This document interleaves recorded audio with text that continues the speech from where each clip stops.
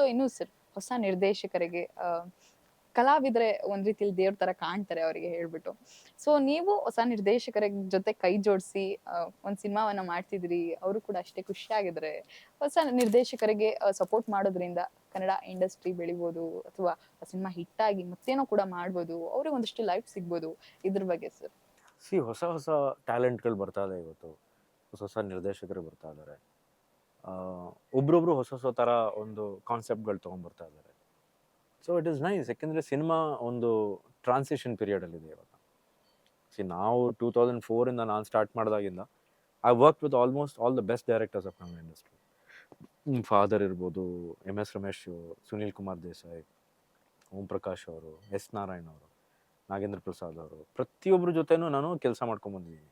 So my line up of directors was very good. Sumana Kittur ಅವರು ಆಗಿರ್ಬೋದು. So ಇವಾಗ ಬರ್ತಿರೋ ಒಂದು ಡೈರೆಕ್ಟರ್ಸ್ ಒಂದು ಹೊಸ ಜನ್ರೇಷನ್ಗೆ ಬಿಲಾಂಗ್ ಆಗುವಂಥ ಡೈರೆಕ್ಟರ್ಸ್. ಸೊ ಏನಾಗುತ್ತೆ ಅಂದರೆ ಕೆಲವು ಕಡೆ ನಾವು ನಮ್ಮ ನಾರ್ಮಲ್ ಸಿನಿಮಾಗಳನ್ನ ಏನು ಮಾಡ್ತೀವಿ ಅದನ್ನು ಬಿಟ್ಟು ಬೇರೆ ಏನಾದ್ರು ಟ್ರೈ ಮಾಡಬೇಕು ಅನಿಸುತ್ತೆ.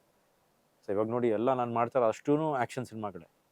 ಮಧ್ಯದಲ್ಲಿ ಇದೊಂದು ಟ್ರಯಲ್ ಆ್ಯಂಡ್ ಎರರ್ ಅಂತ ಹೇಳ್ಬೋದು. ನಾವು ಎರರ್ ಅಂತ ಹೇಳೋಕ್ಕಾಗಲ್ಲ, ಟ್ರಯಲ್ ಸಿನಿಮಾ ಅಂತ ಹೇಳ್ಬೋದು. ಇದರಲ್ಲಿ ನಾನು ಹೇಳ್ದಂಗೆ ಆ್ಯಕ್ಷನ್ ಇಲ್ಲ, ಕಂಪ್ಲೀಟ್ ಅಂದರೆ ಒಂದು edge of the seats thriller cinema. ನಾವು ಇದರಲ್ಲಿ ನಾನು ಆ್ಯಕ್ಷನ್ ತುರ್ಕಕ್ಕೆ ಹೋಗಿದ್ರೆ ಹಾಳಾಗ್ಬಿಟ್ಟಿರೋ cinema. Sometimes you have to an actor should ಏನು ಹೇಳ್ತಾರೆ, revisit himself, you know, rediscover himself.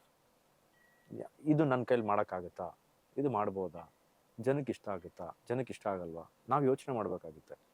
But sometimes ಏನಾಗುತ್ತೆ, ನಿಮ್ಮ ಕತೆ ಎಷ್ಟು ನಿಮಗೆ ಪ್ರಭಾವ ಬೀರ್ಬಿಡುತ್ತೆ ಅಂದರೆ ನೀವು ಬೇರೆ ಏನರ ಬಗ್ಗೆನೂ ಯೋಚನೆ ಮಾಡಲ್ಲ. You want to do this film ಅಷ್ಟೇ.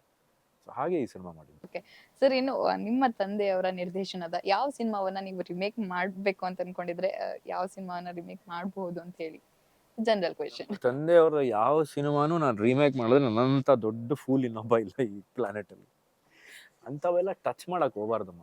ಇವಾಗ ಫಾರ್ ಎಕ್ಸಾಂಪಲ್ ಹೇಳ್ತೀನಿ, ಬಂಧನ 2 ಅನೌನ್ಸ್ ಮಾಡಿದ್ವಿ. ಆ ಬಂಧನ 2 ನಮ್ಮ ತಂದೆನೇ ಡೈರೆಕ್ಟ್ ಮಾಡಬೇಕಾಗಿತ್ತು. ಅದನ್ನು ನಾವು ವಿಷ್ಣು ದಾದನ್ ಅಭಿಮಾನಿಗಳ ಹತ್ರ ಪರ್ಮಿಷನ್ ತೊಗೊಂಡು ಅವ್ರುಗಳು ಹೇಳಿದ್ದಕ್ಕೆ ಬಂಧನ 2 ಮಾಡೋದು ಅಂತ ಡಿಸೈಡ್ ಮಾಡಿ ಅದನ್ನು ಶುರು ಮಾಡಿದ್ವಿ. ಶುರು ಮಾಡಿದ್ಮೇಲೆಲ್ಲೋ 1-2 ಡೇಸ್ ಶೂಟಿಂಗ್ ಮಾಡಿದ್ವಿ. ಆಮೇಲೆ ಯೋಚನೆ ಮಾಡಿದೆ, ಸಪೋಸ್ ನಾಳೆ ದಿನ ಈಗ ನಾವೇನೋ ಮಾಡ್ತೀವಿ, ನಾಳೆ ದಿನ ಸಪೋಸ್ ಅದು ವರ್ಕೌಟ್ ಆಗಲಿಲ್ಲ ಅಂದರೆ ಆ ಬಂಧನಕ್ಕೂ ಒಂಥರ ಅದು ಒಂದು ಏನೋ ಮರ್ಯಾದೆ ಇಲ್ದಿದ್ದಂಗೆ ಆಗುತ್ತೆ. ಅದಕ್ಕೋಸ್ಕರ ನಾನು ಹೇಳಿದೆ, ದಯವಿಟ್ಟು ಬಿಟ್ಬಿಡಿ, ನಾನು ಮಾಡಲ್ಲ. ದಯವಿಟ್ಟು ಬಂಧನ 2ನ ಅಲ್ಲಿಗೆ ಬಿಟ್ಬಿಡಿ. ಯಾಕೆಂದರೆ Bandhana is a cult cinema.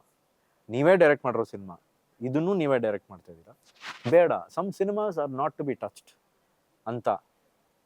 ಒಬ್ಬ ಕನ್ವರ್ಲಾಲ್, ಒಬ್ಬನೇ ಕನ್ವರ್ಲಾಲ್. ಬಂಧನ, ಡಾಕ್ಟರ್ ಹರೀಶ್ ಒಂದೇ ಡಾಕ್ಟರ್ ಹರೀಶ್. ಮುತ್ತಿನಹಾರ, ಕರ್ನಲ್ ಅಚ್ಚಪ್ಪ ಒಂದೇ ಕರ್ನಲ್ ಅಚ್ಚಪ್ಪ.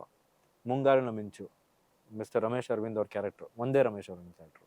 ಸೊ ಇದೆಲ್ಲ ನಾವು ಏನಂದರೆ, ಭರ್ಜರಿ ಬೇಟೆ, ಅಂಬರೀಷ್ ಉಮಾಶಂಕರ್ ನಾಗು, ಇದೆಲ್ಲ ಕಲ್ಟ್ ಫಿಲ್ಮ್ಸು. ಇವನ್ನೆಲ್ಲ ನಾವು ಇವತ್ತಿನ ಕಾಲದಲ್ಲಿ ನಾವು ಯೋಚನೆನೂ ಮಾಡೋಕ್ಕಾಗಲ್ಲ. ರೀಮೇಕ್ ಮಾಡೋದಂದ್ರೆ ನನ್ನಂಥ ದೊಡ್ಡ ಮುಟ್ಟಾಳ ಇನ್ನೊಬ್ಬ ಇಲ್ಲ. ಸೊ ಅದನ್ನು ಯಾವುದೂ ಮಾಡೋಕ್ಕಾಗಲ್ಲ. ಒಂದು ಮಾಡಬೇಕು ಅಂತ ಅಂದ್ಕೊಂಡಿದ್ದೀನಿ, ಒಂದು ಮಾಡಬಹುದು, ಬಟ್ ಅದ್ರ ಬಗ್ಗೆ ಇನ್ನೂ ಯೋಚನೆ ಮಾಡಿಲ್ಲ. ಯೋಚನೆ ಮಾಡ್ತಾ ಇದ್ದೀನಿ. ಆದರೆ ಅದನ್ನು ಮಾಡ್ತೀನಿ. ಇಲ್ಲ ಬೇರೆ ಯಾವ್ದಾರು ಒಂದು ಡಿಫ್ರೆಂಟ್ ಆಗಿರೋ ಒಂದು ಸಿನಿಮಾನ ಮಾಡ್ತೀನಿ. ಒಂದಿದೆ ನಮ್ಮ ತಂದೆ ನೀವು ಹೇಳ್ದಂಗೆ, ಬಟ್ ಇವಾಗಲೇ ಹೇಳ್ಬಿಟ್ರೆ ನಾನು ಅದು ನಾಳೆ ದಿನ ಅನೌನ್ಸ್ಮೆಂಟ್ ಕೊಟ್ಟರೆ ಅದಕ್ಕೆ ಅದೊಂದು ಇಂಪ್ಯಾಕ್ಟ್ ಬರಲ್ಲ. ಒಂದಿದೆ, ಅದನ್ನು ನಾನು ಯೋಚನೆ ಮಾಡ್ತಾ ಇದ್ದೀನಿ, ಮಾಡಬಹುದಾ ಅಂತ. ನಾನೇ ಕನ್ವಿನ್ಸ್ ಆದರೆ ಓಕೆ, ಇದು ಒಂದು ರೇಂಜಿಗೆ ಮಾಡ್ಬೋದು ಅಂದರೆ ಮಾಡ್ತೀನಿ, ಇಲ್ಲ ಮಾಡಲ್ಲ. Super sir, thank you. And final ಆಗಿ ಸಿನಿಮಾ ಇದೆ 3ಕ್ಕೆ ರಿಲೀಸ್ ಆಗ್ತಾ ಇದೆ, ಎಲ್ಲರೂ ಕೂಡ ವೇಟ್ ಮಾಡ್ತಾ ಇದ್ದಾರೆ. ಆದಿ ಅವ್ರನ್ನ ಮತ್ತೆ ಏನೋ ವಿಭಿನ್ನವಾಗಿ ನಾವು ಕಾಣ್ಬೋದು ಅಂತ ಹೇಳಿ ಗ್ಲಿಮ್ಸಸ್ ಎಲ್ಲವೂ ನೋಡಿದಾಗ ಓಕೆ, ಒಂದು ಸೂಪರ್ ಹ್ಯಾಂಡ್ಸಮ್ ಕಾಪ್ನ ನೋಡ್ತೀವಿ ಅಂತ ಹೇಳ್ಬಿಟ್ಟು.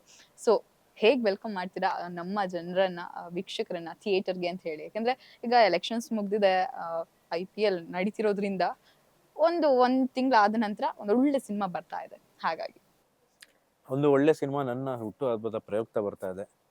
ತಾವೆಲ್ಲ ಬಂದು ನನ್ನ ಹುಟ್ಟುಹಬ್ಬಕ್ಕೆ ನಿಮ್ಮ ಒಂದು ಗಿಫ್ಟ್ ಏನಂದರೆ, ಬಂದು ನನ್ನ ಸಿನಿಮಾವನ್ನು ನೋಡಿ, ಬಂದು ನಿಮ್ಮ ಆಶೀರ್ವಾದ ಕೊಟ್ಟು, ನನಗೆ ಇಲ್ಲಿವರೆಗೂ ಹೇಗೆ ಕೈ ಹಿಡ್ಕೊಂಡು ನಡ್ಸ್ಕೊಂಬಂದಿದ್ದೀರಾ, ಇನ್ನು ಮುಂದೇನೂ ಹಾಗೆ ಕೈ ಹಿಡ್ಕೊಂಡು ನಡ್ಕೊಂಡೋಗಿ.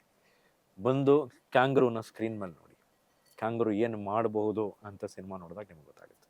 Sir thank you so much and advance happy birthday sir. Thank you so much. Thank you so much ನಮ್ಮ Thank you, ಜೊತೆ ಕಾವ್ಯ. ಇಷ್ಟೊತ್ತು ಮಾತನಾಡಿದ್ದಕ್ಕೆ. Thank you. All the best sir. Thank you.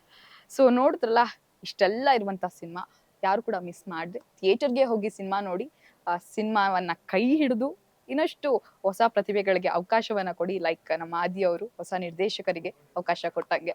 So ಇನ್ನಷ್ಟು ಹೆಚ್ಚಿನ ಅಪ್ಡೇಟ್ಸ್ಗಾಗಿ ನೋಡ್ತಾ ಇರಿ ಕನ್ನಡ ಪಿಕ್ಚರ್.